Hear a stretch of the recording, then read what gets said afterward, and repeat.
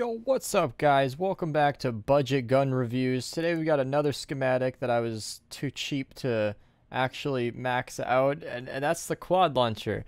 I didn't even make this one 130, and you're gonna see why. This is what I like to refer to as a fun gun. So there are plenty of guns in Fortnite Save the World, like the Coco 45 and the Frostbite, because it looks so cool. I mean, that's just, this is like skins before Battle Royale at its skin. Look at the snowball launcher. This thing giggles when you shoot it.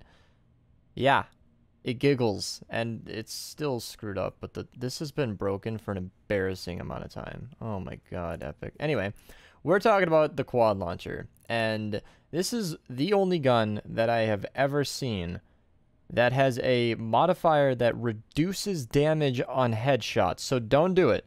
Don't aim for the head. It's not worth it. Just aim at the ground like you've been seeing me do, because this is a weapon that's very, very interesting. So I say it's a fun gun because a little anecdotal evidence here.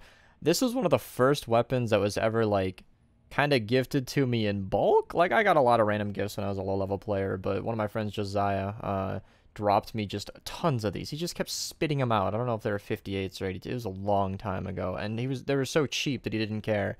And I told him I would use every single one of them, and I did when I was doing my Stonewood Storm Shield defenses. And it's one of those weapons that looks really, really bad on the surface. I mean, look at that DPS. 6,700, like, that's a joke for a 106 weapon. But you realize that it has a very specific effect in that the explosions explode into a pool of fire, as you've been seeing on all the footage. And that fire damage does like 3 times more than the initial hit with affliction. So the longer they're standing on it, the longer it does damage. And you can see that it actually does pretty okay damage even against water, where the damage will be reduced to a fourth because of how much damage that pool of fire does. And that's honestly about all I can say about it. It's a fun gun. It's locked to fire, so that alone rules it out as any kind of main weapon. I mean, you can see in one of the later clips, I don't know if we're there yet, where I ended up breaking the 2 quad launchers I crafted to show off in this video, and I ended up switching to my Santa's Little Helper.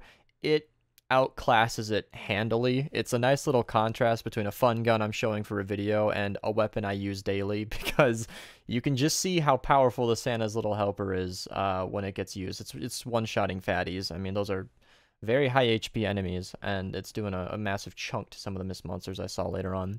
So on the quad launcher, these are the perks that I'm using simply because the durability is pretty trash. 20 is okay, but like the Cannonade has, I don't know what the exact usage is per shot, but I'm comparing it to the Cannonade because they're both pretty high fire rate weapons.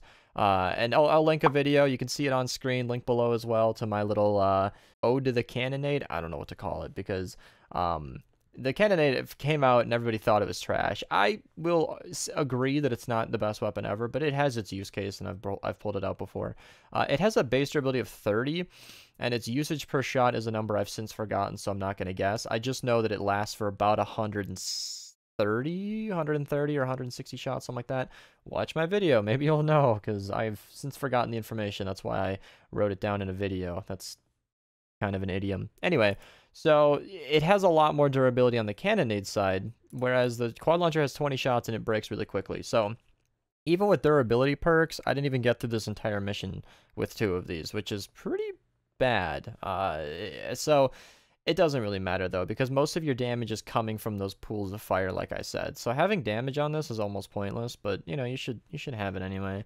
I put reload because it's a pretty slow reload weapon. Like 2.3 with a reload perk is pretty bad. I think it's got about a 3.5 second downtime. If you forego the reload, you can get another damage perk on it, which, you know, you can get double reload on this, which could be fun. Again, it's a fun weapon. If you're a low-level player and you have this weapon, or if you're just somebody who doesn't care and you got a nature mission or something, whip it out. It's a fun weapon. As you can see, mine's probably not going to go past 106. It's not going to go past blue perks.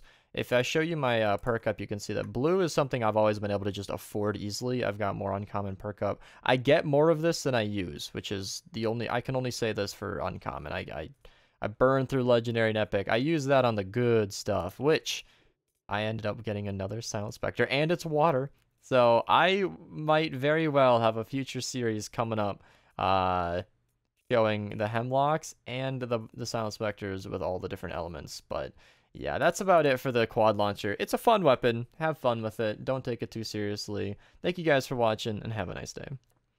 You guys like supporting local friendly neighborhood YouTubers just trying to learn the world about Save the World? You know, maybe you could be one of these guys. Check out my Patreon.